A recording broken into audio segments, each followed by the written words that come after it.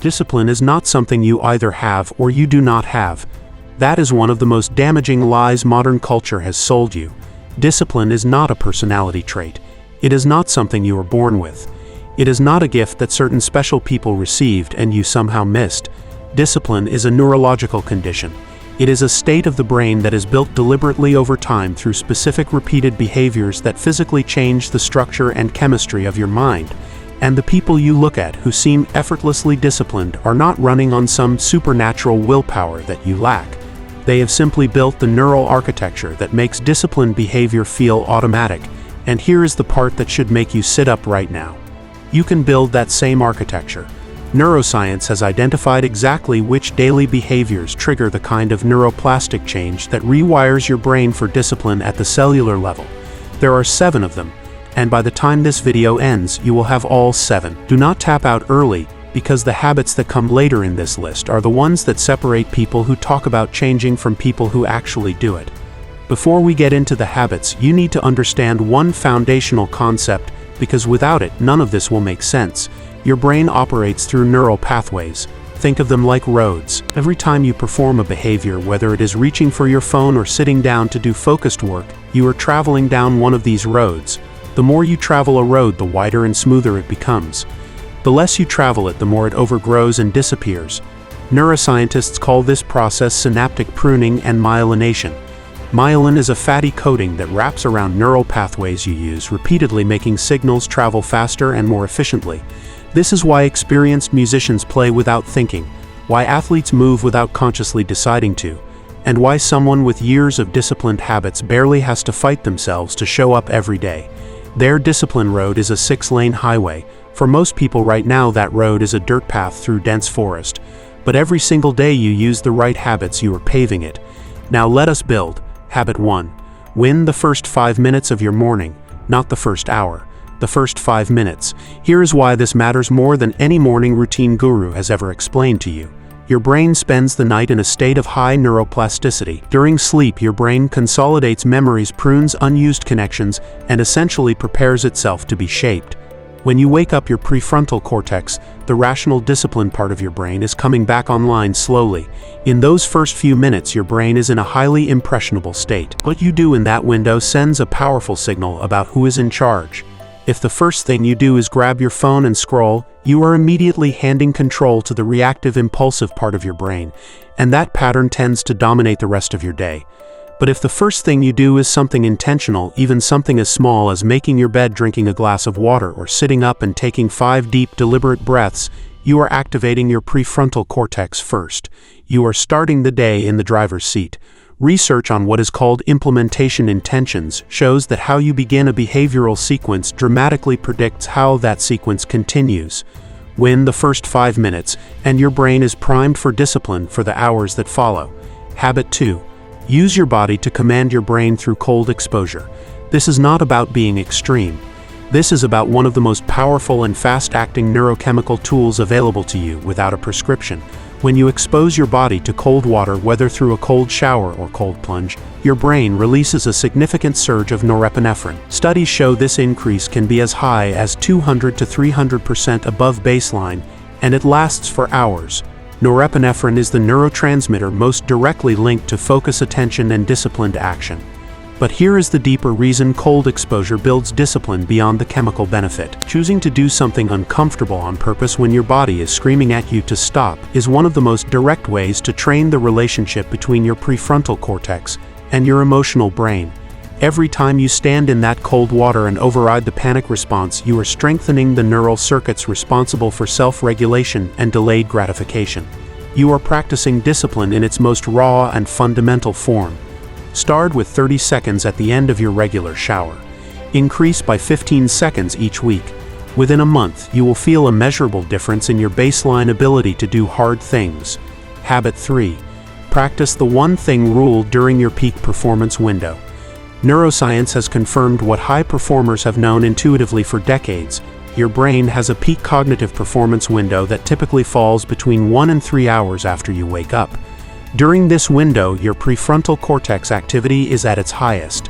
Your ability to focus, resist distraction, and make quality decisions is operating at its peak. Most people spend this window checking email, scrolling social media, or doing low-value tasks that could be done at any time. This is one of the most costly mistakes you can make in terms of building discipline. During your peak window, you do one thing, your most important thing, the task that requires the most mental effort, the most creativity, the most focused attention.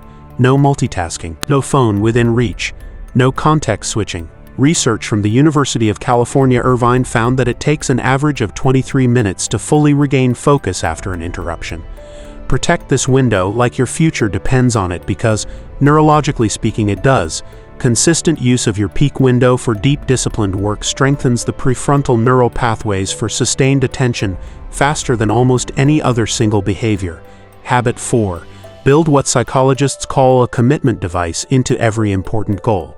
A commitment device is a decision you make in advance that locks in your future behavior before temptation or resistance arrives. Nobel Prize-winning economist Richard Thaler, whose work on behavioral economics transformed how we understand human decision-making, found that humans are consistently irrational when it comes to future behavior. We overestimate our future willpower and underestimate future temptation every single time.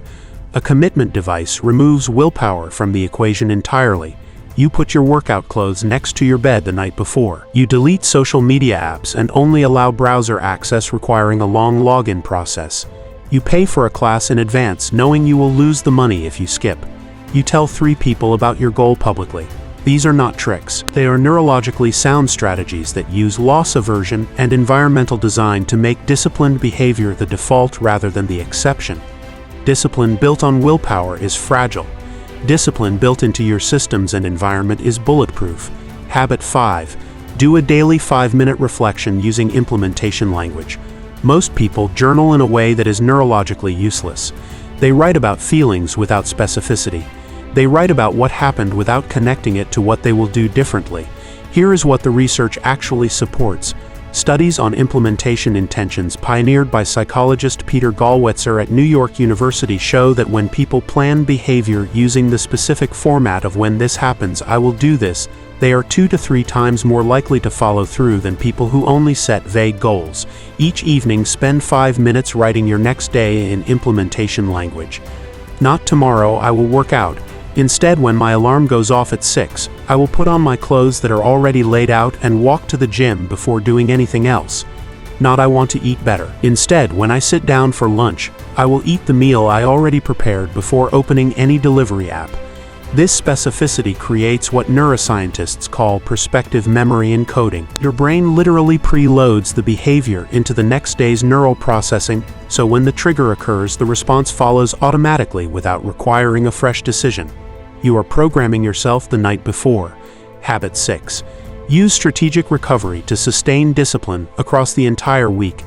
This is the habit that almost no one talks about, and it is the reason most discipline systems collapse within 3 weeks. Discipline is not a constant output.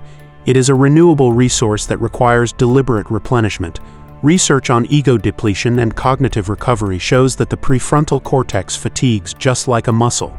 When it is depleted, your ability to resist temptation, regulate emotion, and sustain effort drops dramatically.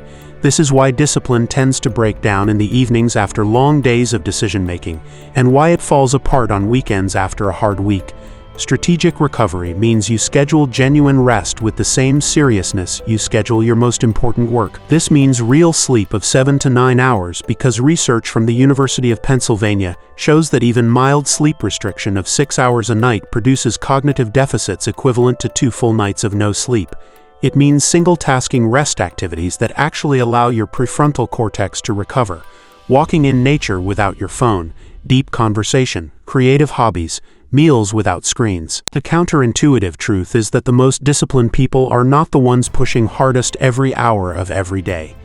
They are the ones who have mastered the cycle of intense focused effort, followed by complete genuine recovery. Rest is not the enemy of discipline.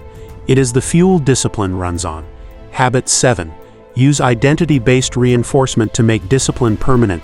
This is the deepest level of behavior change, and it is the difference between someone who is trying to be disciplined and someone who simply is disciplined. Psychologist and habit researcher James Clear articulates this better than almost anyone. Every action you take is a vote for the type of person you believe yourself to be. And the most powerful shift that can happen in a person's relationship with discipline is when it moves from something they do to something they are. Each evening after completing your disciplined behaviors, say to yourself out loud or in writing, "I am someone who does hard things. I am someone who keeps promises to myself. I am someone who shows up." This is not affirmation culture nonsense. This is identity encoding, and neuroscience supports it completely. When you repeatedly pair a behavior with an identity statement, your brain begins building a self-concept around that identity. And humans are powerfully motivated to behave in ways that are consistent with how they see themselves. Once your brain accepts "I am a disciplined person" as a true statement about who you are, your behavior begins organizing itself around protecting that identity. You stop needing to fight yourself to show up because showing up is simply what someone like you does. Here is the bottom line. You were never undisciplined. Your brain was just never given the right daily inputs to build the neural architecture discipline requires. Every one of these 7 habits is a direct input into that construction process. Your brain is changing every single day regardless of what you do. The only question is what direction it is changing in. Start with one habit today. Just one. Build it until it is automatic, then add the next. The highway gets built one lane at a time, but once it is built, nothing can stop what moves on it.